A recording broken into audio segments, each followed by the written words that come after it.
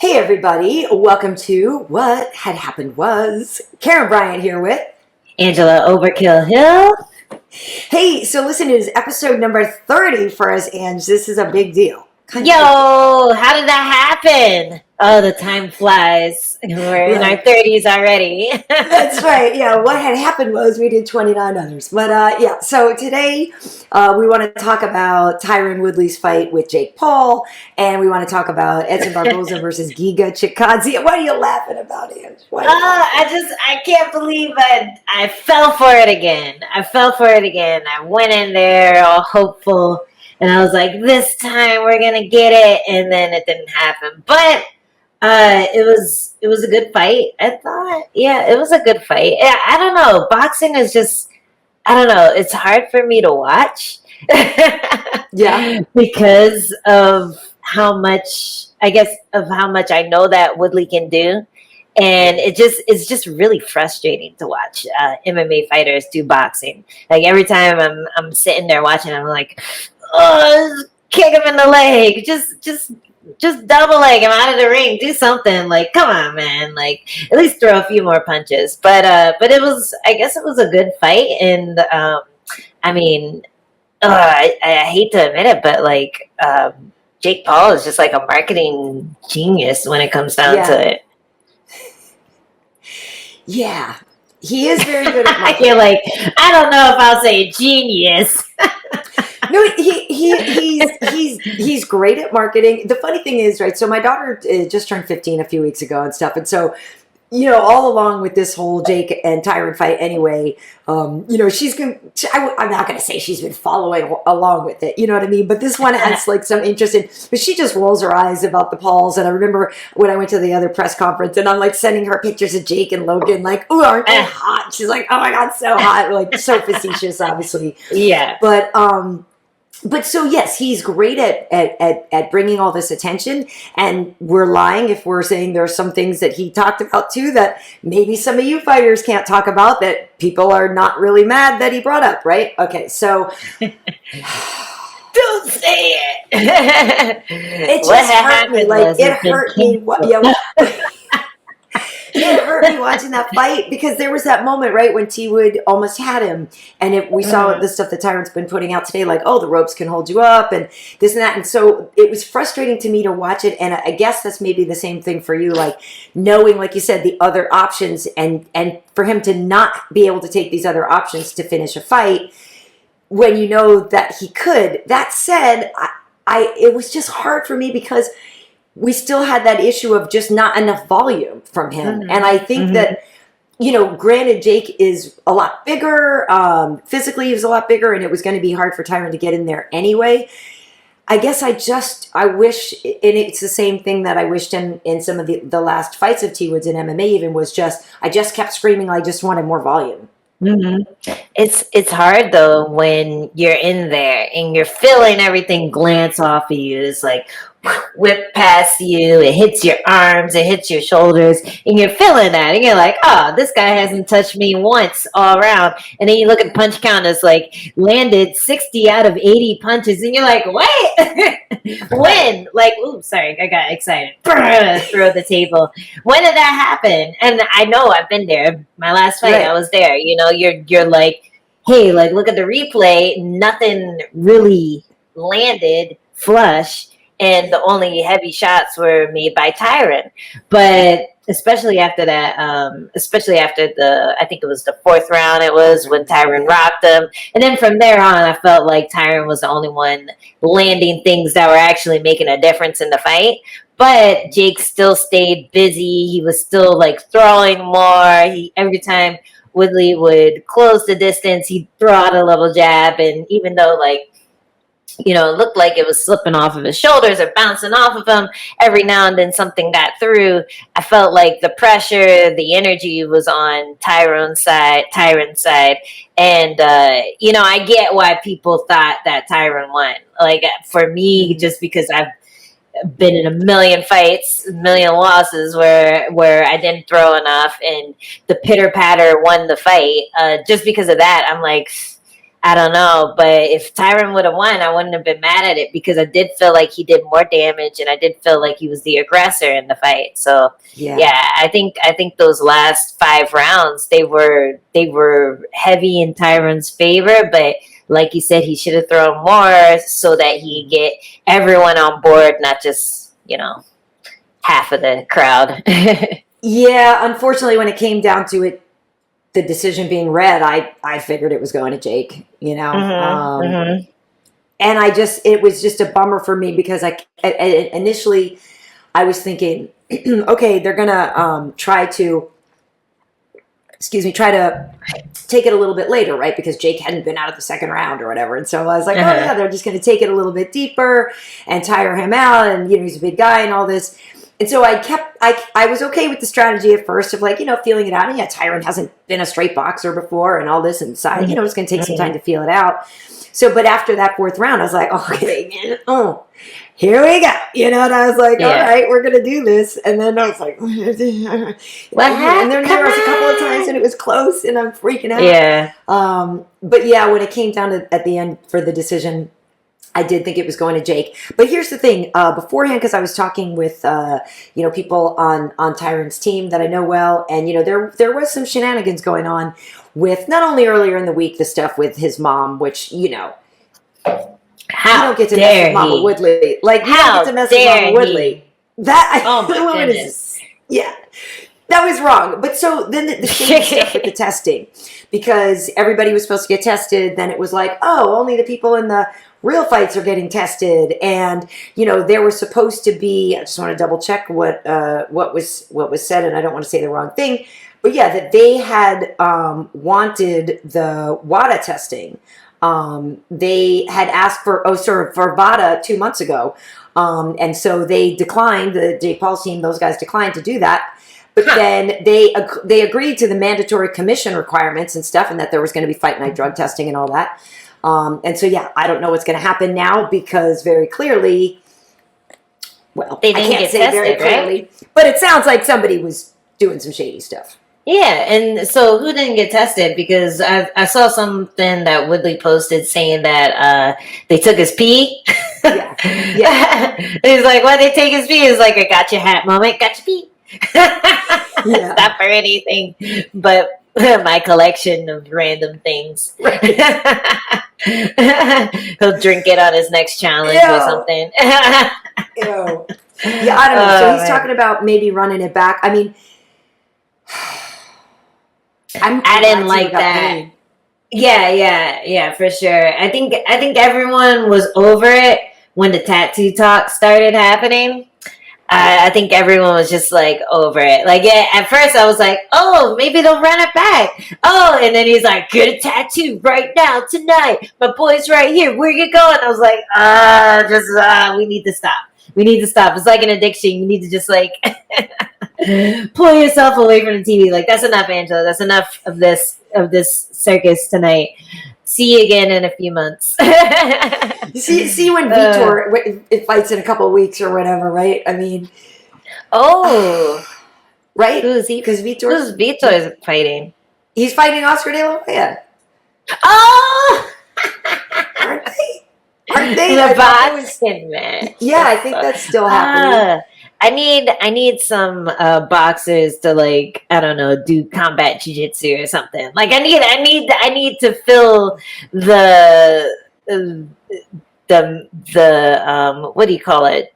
Just the dominance. I need to fill someone else. Right. Being the underdog. Yeah, that's right. You see where I was going. You see where I would love to see Jake get power doubled by T Wood and then be like, oh, okay. Welcome to our world. Yeah. Why do MMA fighters always get the brunt of the stick? The MMA fighter goes and does a wrestling tournament, and they get smashed. Like, what did you expect? We gotta learn everything. Like, everyone wants to pick on the MMA fighters. That's the real bullies out there. Everyone's bullying MMA fighters. When really all we wanted to do was not get bullied. Well, exactly. That's what I was going to ask you now, because it does. Like, do you think that it makes it look bad for MMA fighters? I mean, like, I don't know. Everybody. I don't know. I feel like It's a weird one because okay, I was thinking about this in the shower, and I was thinking about the I was thinking about the fact that these type of matchups happen a lot, but they're behind closed doors. So you might have a sparring match with some kid who just started fighting 3 years ago. They're really scrappy, they're strong, might be a little bigger than you, but whatever happens, like maybe the kid does well against you.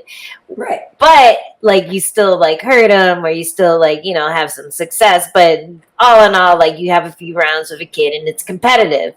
This happens all the time. Like I'll see it happen with like, ex-champions. I'll see it happen with people who are on a streak where somebody comes in and they just get like kind of picked apart by some guy who hasn't been fighting as long as them. Mm-hmm. So it always happens, but it's usually behind closed doors because of, Right. respect, because of the fact that you kind of have to earn your shot to fight these people who have already proven themselves. And when you have freak show fights like this, it does expose that part of MMA that is usually behind closed doors. People keep it hush. Like you might hear rumors about something like when Connor like knocked out that Pauly guy and everyone's like, oh, rumors, like, oh, guess what happened? And nobody saw, but, and you might hear rumblings of it, but if it's like a humble kid and, a vet that's just trying to get their work in, they don't talk about it because of the respect of, whatever. So this usually, it's not unheard of. It's not like something that MMA fighters don't know that it's possible that a guy could beat a guy without his credentials, without his amount of training, but it still sucks. It still sucks. And the fact that you have these freak show fights is that you have things like this that you normally only see in the gym.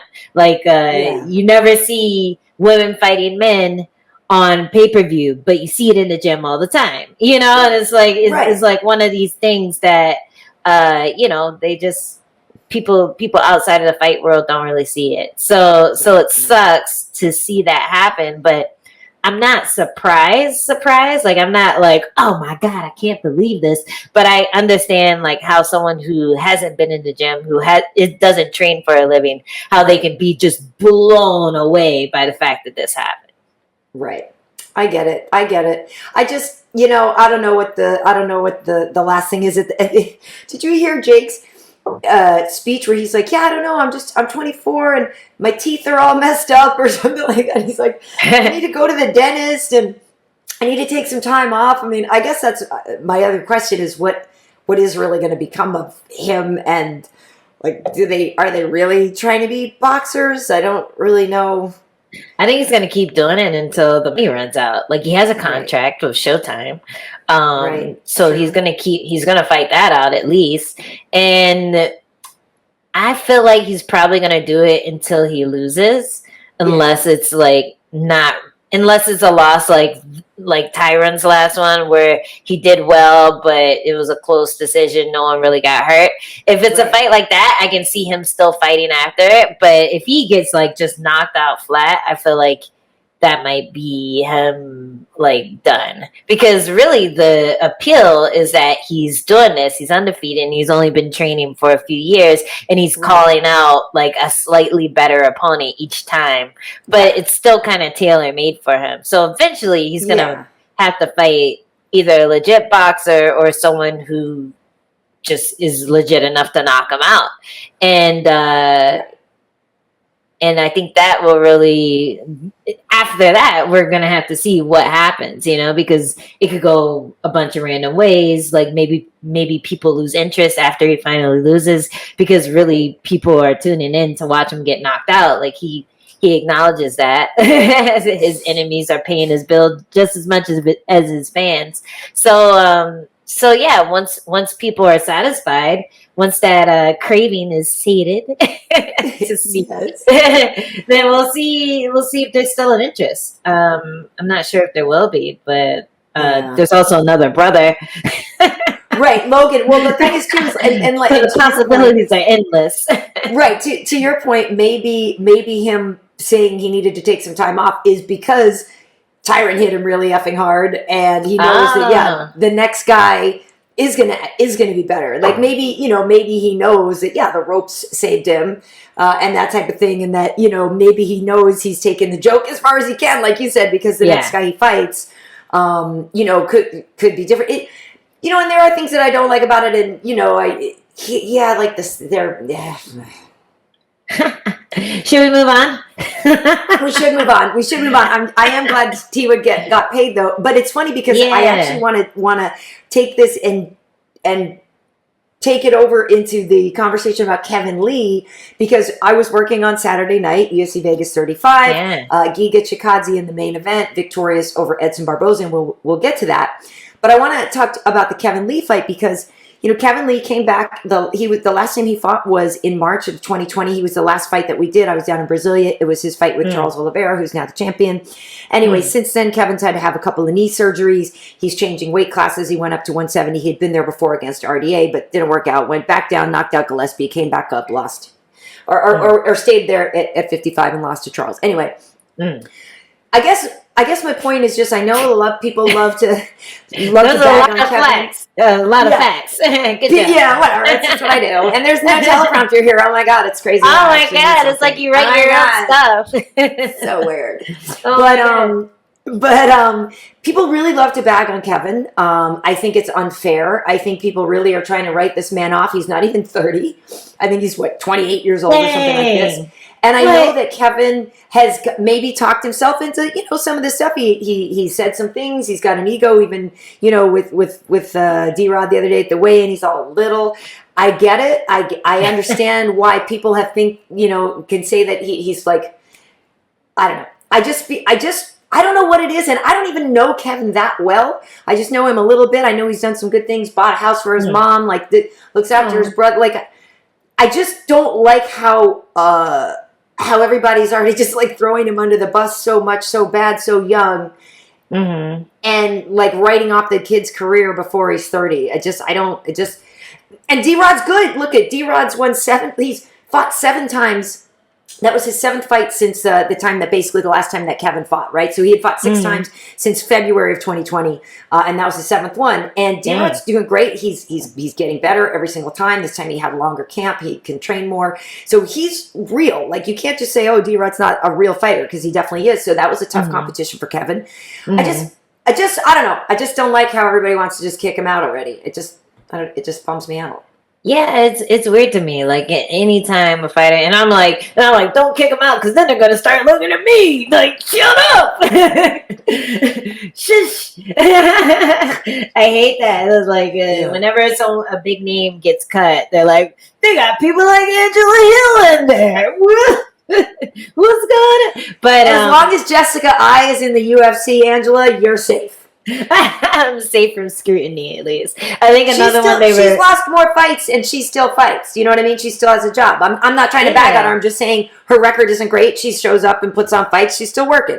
Yeah. Well, that's the thing. They do love when you're exciting, right? And maybe the fact that Kevin Lee came in there with a heavy grappling plan made people go to that harsh suggestion that, they need to cut him, because that's one thing UFC hates, or at least Dad Dana hates, when people just try to grapple and hold. And I think Kevin, it really looked like he was just sticking to the game plan really hard, even when it seemed a little harder than it should have been, because Daniel Rodriguez, I think he's just really big. He's really big for the weight class, and Kevin coming up, he's going to be a little outsized against most of the guys at 170. So to go in there with a heavy grappling game plan, heavy wrestling game plan, and just get stuck underneath them so many times, that's so much weight on your arms. As soon as, even if you scramble out of a bad position, your arms are heavy after that. And I feel like that took a lot of his steam away. Maybe the realization that, oh shit, these 170ers are pretty big. Oh shit, I'm back in the cage. It's been a long time. A lot of stuff was probably playing on that moment. So it was hard to watch. towards like the last round where it really felt like he was going for those desperation shots and just didn't have the energy or the speed to finish it at that moment. So it was really unfortunate to me, but yeah, like don't count him out just because of that one performance. Look at all the stuff that he's done in the past. Like imagine what he could do if he just kept working at that game plan and kept adding tools to now that he's healthy, now that he's injury free, now that he can shoot because he has knees, like there's so much you can't do when you don't have good knees. You can't throw jumping stuff, you can't spin, you can't pivot. So it's good that he's back in there, he's feeling himself, he feels healthy and strong at a heavier weight class, and now he just has to figure out what's going to change now that he's fighting bigger people as opposed to people who might be a little smaller than him. And now that he has the energy because he's not doing crazy weight cuts anymore. Like now you have the energy to throw volume. Now you have the energy to grapple when you feel a little resistance, let go, start punching, and then grapple again. So he's really like, once you move up a weight class, I feel like a lot of people have to just change the way they fight a little bit to deal with the different types of opponents that they're going to get. And you got to give the guy time before you say, get out of here, you suck. Like it's just, I don't know. I just think it's so rude, especially because like he's done such great stuff in the past. Yeah. And it's strange, but I feel like a lot of the same people that were sick of Tyron Woodley are sick of Kevin. I don't know why. I'll figure it out. I'll figure it out. I'll figure it out. My iPhone watch, my Apple Watch, maybe. But you're right. I think there's a part of it too that like who knows what his inner monologue was? Who knows how good those knees felt? Who knows how much how much he just was sort of like, let me just get a fight back under my belt, and like try these knees out. Who knows? So hopefully they don't cut him though. Hopefully they don't cut him. But for D-Rod, on the flip side of that, he's a guy that, a lot of people are going to have to start paying attention to, and he's not in the rankings or whatever. But like I said, that was his 7th fight. I think he won like 6 out of 7 of them. Since last February. He trains with, he's one of Cowboys guys and trains with Joe Schilling and stuff, but he also, for this fight was in Vegas doing some more work. So yeah, he's somebody that will get bigger name opponents and things now. I mean, he's the one who came in on short notice and beat Miles Jury and stuff. And so, or Tim Means rather, Tim Means. And so, yeah, so it's cool. Like it's fun to have D-Rod in there. It's exciting. So I don't want to take anything away from his performance too. I definitely, think he did a great job. I'm just, my interest was just in the take on Kevin because I know people really bag on him. But I also want to ask you about Giga Chikadze because Giga, I'm very proud of him. Edson is such a good fighter. Like this was one of those where I really didn't like having to see either guy lose. But Giga's a guy that I met down at King's MMA before he was in the UFC. And I remember doing an interview with him and he was trying to get on Contender and this and that. And we just knew he was going to be so good. Yeah. And everybody knows, I just love the guys at King's. And so it was really an exciting moment for me to be able to have him at the desk with us after. And like I even said, like it's his first main event, and he's doing so great. And it's just really a treat to watch somebody grow and to see like their dreams coming true and stuff. And it's just really exciting. That was such a fun fight, and we knew it would be. It was like his kickboxing striking against Edson's MMA striking, but it was just so good. And I don't know. I'm so happy for Giga, and I do think that, it's going to, as it was already hard for him to get opponents, it's just going to get harder and harder. Yeah. He called out Max Holloway, which would be amazing, but he was number 10 going into this fight. He just beat number 9, and I have a feeling a lot of people are like, not answering their phone today. Yeah, for sure. Like, unless you're number 11. Yeah, right. But that's pretty crazy. To do that to Barboza, very few people have been able to wobble him and get through his guard. He's just so technically sound. So I'm really excited to see who he gets next. Yeah, I mean, I don't think it would make sense to take that fight unless you just knew you had the answer. You know, you knew you had the answer. Like Right. you got dropped with that kick a billion times, and now it's never happened because you have the exact answer for that kick. You know, but Right. it's the way he sneaks it in is just really impressive because he like waits and then like he goes right underneath the elbow, so it's like a really sneaky thing, whereas like where you think your elbow is in, Like your demos, right? Okay, so I'm conventional, so I think that I've got my right arm down to protect my midsection. you think it's in, but it can't stay there the whole time because Right. then you'll never throw a punch. So Right. as soon as you think or feint or move forward, that's when it opens, and it's almost like he knows exactly when that elbow is gonna flare because he's getting it against good people. Like when he first came in the UFC, I'm like, man, yeah, maybe that worked in kickboxing, maybe that worked in those regional shows, but let's see him do it. I like all the naysayers and the Jake Paul. Like, let's see what he can do against a real UFC fighter, and he's still doing it. I'm like, that's what he can do. Okay, never mind.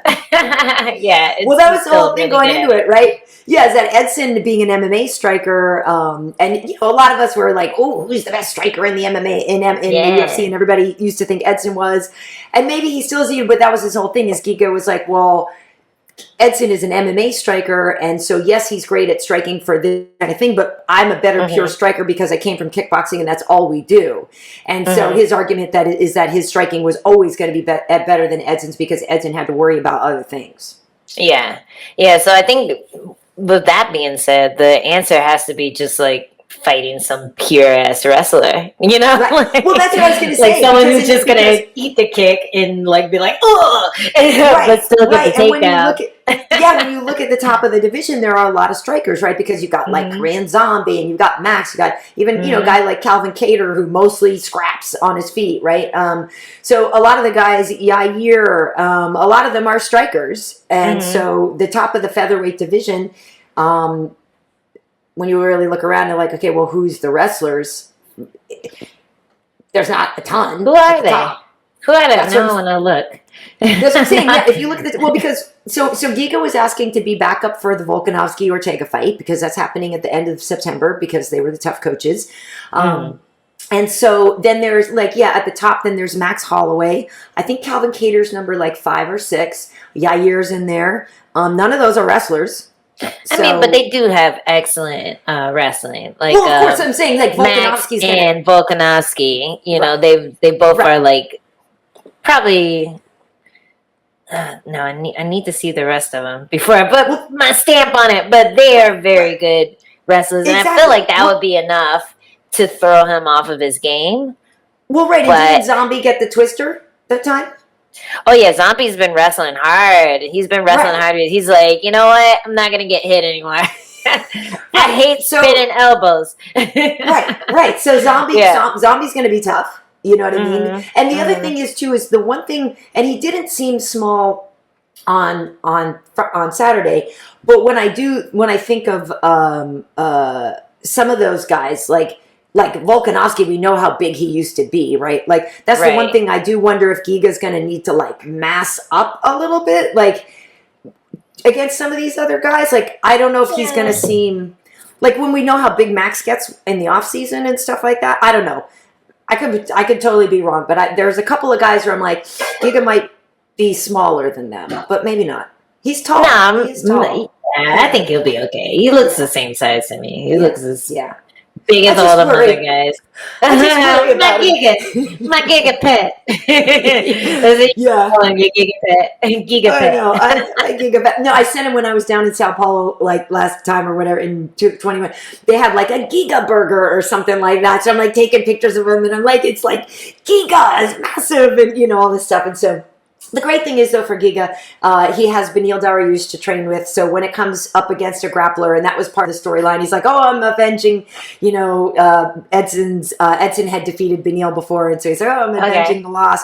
But yeah, Giga has great people to train with, and we saw in there he almost actually sank in a choke, and I was freaking out, like, "Oh my god! Like, could you imagine if the two best kicker fight decided with a submission? That'd be insane." No, we don't want to see that. But so he's got good people to train with, But nice. What's your take on the tough finale, guys, on Ricky Turcios and Ryan Battle? Because Ricky Turcios, what Dana called him, like Diego Sanchez 2.0 or whatever. Oh He's no, the new kind of beloved kook in the UFC. Man. I say that in with nothing but love. Yes, I think he definitely fits the bill. He's really fun to watch, man. He's really fun to watch, and he was the last seed, correct? The last seed. No, Battle was the last pick. Oh, Battle was the last pick. Yeah. Okay. When they were explaining why Battle was the last pick, I thought they were talking about Ricky because he's just wild, man. He's like I don't know. He just throws everything, and then if he gets taken down, he doesn't try to get up. He tries to submit you with some weird stuff, and then when that doesn't work, maybe he'll think about getting up. But he's just wild. He never stops moving. He's really, really interesting fighter to watch. I really enjoyed that fight. And did you see his karaoke? Of Freebird or whatever backstage? Yeah, that was pretty Sanchez-esque. I'm like, oh, okay, I get it.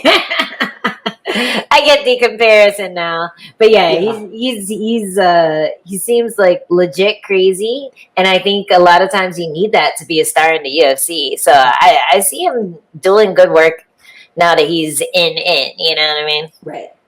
Yeah, I think so too. What I like about him, although the funny thing is I was kind of like, has he been hitting the head too much?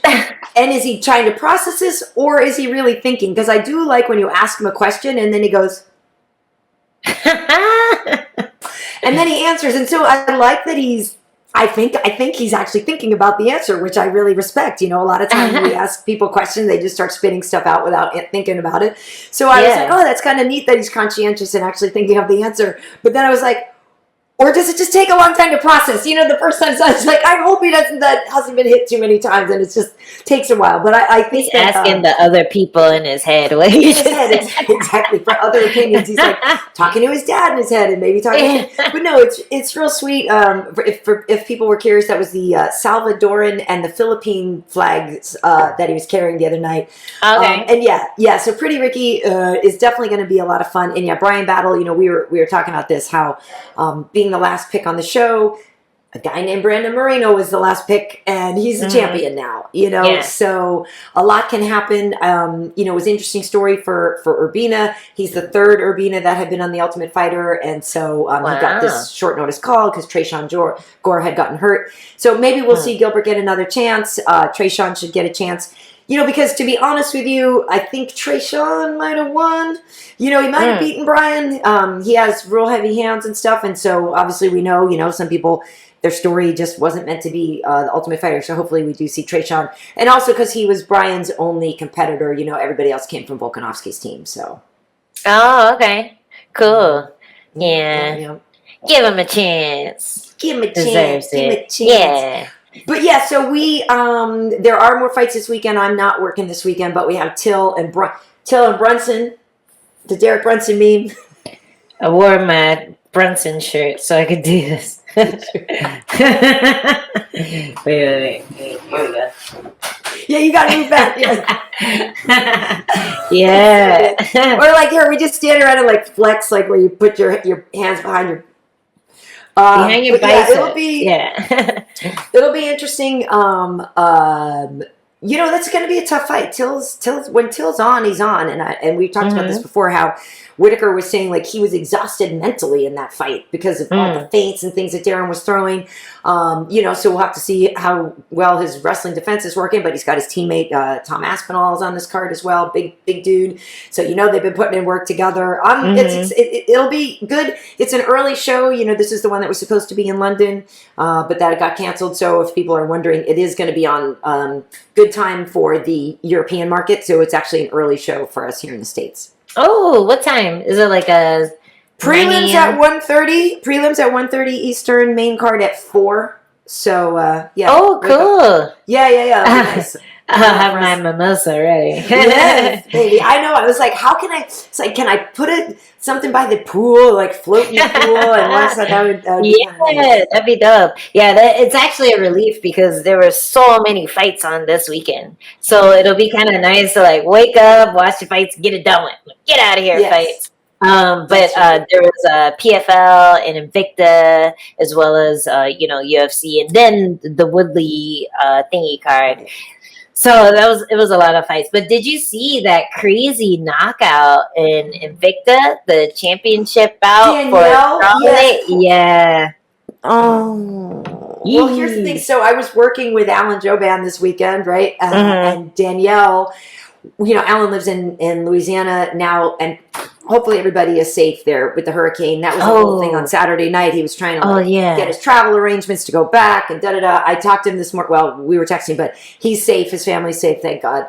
The hurricane took a turn, but I know a lot of people did get hit hard, so hopefully people are okay there. But Danielle used to be a teammate of his over at Saxon.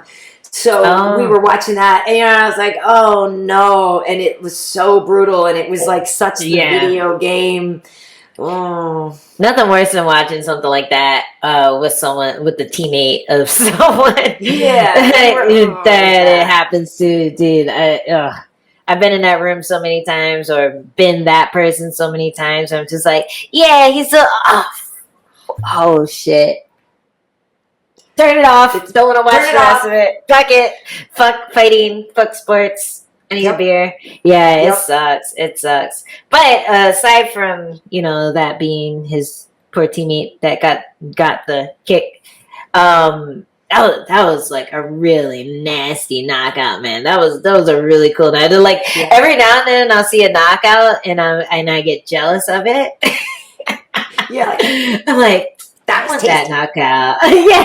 Yeah. I want that on my highlight reel. Like, that is when, I feel like they were trying to get her into UFC. Like, I feel like maybe she tweeted at me when Rebus pulled out of the fight or something like that. But I know she's close to getting in the UFC. And once you get the belt, like, it's pretty much a done deal. Like, once you get the Invicta belt, they're going to be looking at you as a late replacement at least. So you're going to see her in the UFC soon. What's her name? It's Duba something. But I've seen her before because she's actually fought at 125 before too. She fought my girl Alima. So I've seen her fight before. Emily Ducote. Yeah. Watch out for her. And if she makes it into the UFC, you're gonna see that nasty knockout every time she fights. Like, that was yes, she will. That'll be the highlight reel. Yeah. Well, and you're right about the champion thing, right? Because Vanessa Demopoulos came in last weekend. She was the LFA champ. And even though she came in and she was a strawweight champ over there, but she came in and fought at flyweight against JJ Aldrich. But yeah, same to your point. Like, once you get a belt, for the girls, it's like, okay, it's almost like, well, when are they vacating to come over to the UFC? That's your shoe-in. That's your tournament to get that's your tough, basically. Like, win the belt in Invicta. I mean, that's kind of how I got back in too. When I lucked out, I was able to get 4 fights in a row in 1 year, and I won them all. And then I got the title in the process. Yeah, I always forget that part. I won 2. I fought for the title, won title, fought again, and then they were like, "Hey, you want to fight Jessica Andrade?" And I'm like, "Yeah, sure." Yeah, sure. That'd be great. It'd be an awesome time. But yeah, so that's how you get back in the UFC, or get in the UFC in the first place. Get that belt, girls. Get it. Hey, speaking of you and fighting, I meant to grab them as a visual aid. I bought shorter shorts. And I'm real uncomfortable about it, Ange. And I actually, like the other day, though, I did share a video in my stories of me jumping in, and I was like, on what planet did I ever think I would wear these little shorts? And when I ordered them, because I will admit, I was like, okay, these other shorts are getting long when I'm jumping, and like, I would like fold them up, you know, so that like my thighs could catch some air because they were like getting hot, right? But then when I actually bought the short shorts, and I was like, oh no, like I took them out of the thing, like, oh my God, like they only have like a 2-inch or whatever, you know, rise on the shorts or whatever. Oh man. And like, or you know, the little, like the short, I don't know, they're just short. And I need to see them. It's on your story? Well, yeah, but now it's probably already gone. I'm wearing them in my picture that I put on Instagram today. But it's just the angle, you maybe can't see how short they are, but I'm jumping the whole time, like every time I do like Tabata and I'm jumping, like every other second I'm like pulling them down. I'm pulling them down.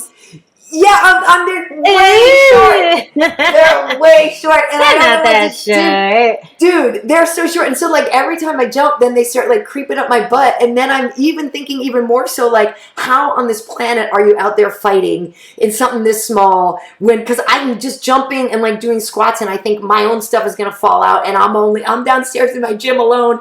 Like how can you even walk out to the world and fight in something that small? I don't understand. Yeah, you just let the cheeks hang. You let them hang out. There's, you know who has the worst cheek hang in MMA is Holly Holm. Her cheeks come out to play every time she Nobody's fights. Mad about it though. No, they're like little cheeks. They're little unoffensive cheeks. They just like, bloop, hey. Hey guys. They're just like, they're like. Her little white shorts. Yeah, she has like good cage pressure, and her cheeks are just like, side by side, having a little conversation. Yeah, so it was a little hot in there, so had to come out for a bit. Yeah. So she always has the cheeks. Kat Zingano had less offensive butt cheeks because that girl got cake. So. Her butt cheeks would pop out every now and then. It was really funny. I don't know. Yeah. I just because like I know her, it makes me laugh. But I don't know. I've never really known of a fighter getting really upset about that. Like usually if that's an issue, then you wear the longer shorts because they have longer valetudos. They also have like board shorts. They also have like a skirt with the little panties built into them. So they have stuff for the more conservative fighter. But like, I don't know. For me, I'm like, short shorts, let's go. Let's get some more fans. Let them cheeks pop out. Like it'll just make the kick go faster, like pow. Well, that's what I was gonna say. I know it is liberating and stuff, and yeah, your stuff is just a lot tighter, and you got a lot tighter there. It's a professional athlete, not a professional athlete. Professional athlete, not a professional. I want to know where you got them shorts from because they shouldn't be exposing you like that. Amazon. Yeah, no, they're good. Yeah. I just pull them down. They're. I think I'm going to like it. I will say this. They make me work a little harder, I think, because I'm like, oh, I need to work harder to justify wearing these short shorts. So I think they are helping me for that. But I did, when I first time I put them on, it's like, how did Angela talk me into wearing these little shorts? I think they're cute. The picture I saw, they look cute. So you keep doing your thing, Karyn. Okay, and so what is the... is there any fight news for you? What is the latest? Like, do we know? I know, obviously, you just fought not long ago, but you usually keep a very busy record. So what's going on? I'm trying to, man. I got a list. I have my list of upcoming strawweight fights on... Oh, wait, no, that's a different list. I have a list of upcoming strawweight fights. I always keep it on my phone, especially after, like, a fight like that, where it's just, like, I didn't get hurt. It was just, like, a frustrating loss, and I'm just like, I got to get back in there. I got to show them that I could do better than that. So I have, like, a nice list of all the upcoming fights coming up and a lot of tasty little matchups. So... not fingers crossed, but fingers crossed I get the call if someone pulls out. Not fingers crossed that someone gets Right. hurt and Right. or gets COVID or something Right. horrible. Yeah. But yeah, I'm ready, man. I'm ready to get back in there. But no news yet. So I'm just staying active, staying ready. I've been going pretty hard with my grappling training. Just working a lot on takedowns and getting to the submission quickly. Like people kind of saw a glimpse of it in the Tisha fight. Like the fact that I even tried to get on top of her is a big difference from how I used to fight. Like if someone got knocked down, I'd maybe like try to land a punch, but then I'd go back to my feet. So for now, the game plan is to like use every asset of my game, not just striking, not just knock them down and let them get back up, knock them down, get on top of them, try to submit them. If they don't get submitted, then get back up and, you know, go through there.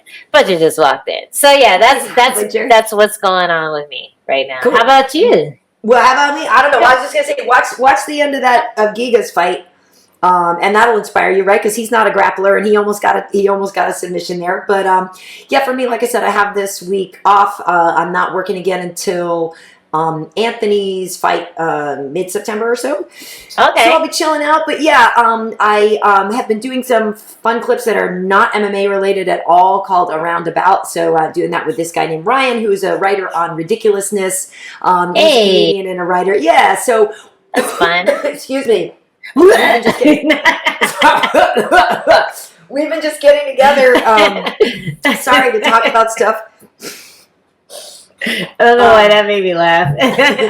We've been getting together to talk about stuff that's not MMA. It's just fun. So put one out this morning where we're just talking about how school starts way too early now. Like back when we were kids, like you used to have school started like after Labor Day, and like so he's like, yeah, you know, he's like I wasn't rich. So like all we had was quantity of summer, not quality. He's like, now you're taking all the days away from the poor kids. So we get into that if people want to talk about that. But yeah, tonight, if people are watching this on Monday, over on Clubhouse, I'm going to get together with Renato Laranja because, you know, Angie, I know Renato has so much sage advice for the world. And, you know, people don't know I'm going, you know, there's some changes in my life and I feel like I need some advice.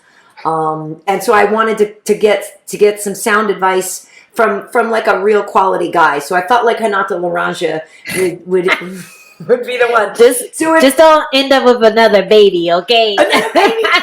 Yeah. It's Clubhouse. He's good. We're not even going to be in the same place. He doesn't play child support. He doesn't pay. Support. He doesn't pay it.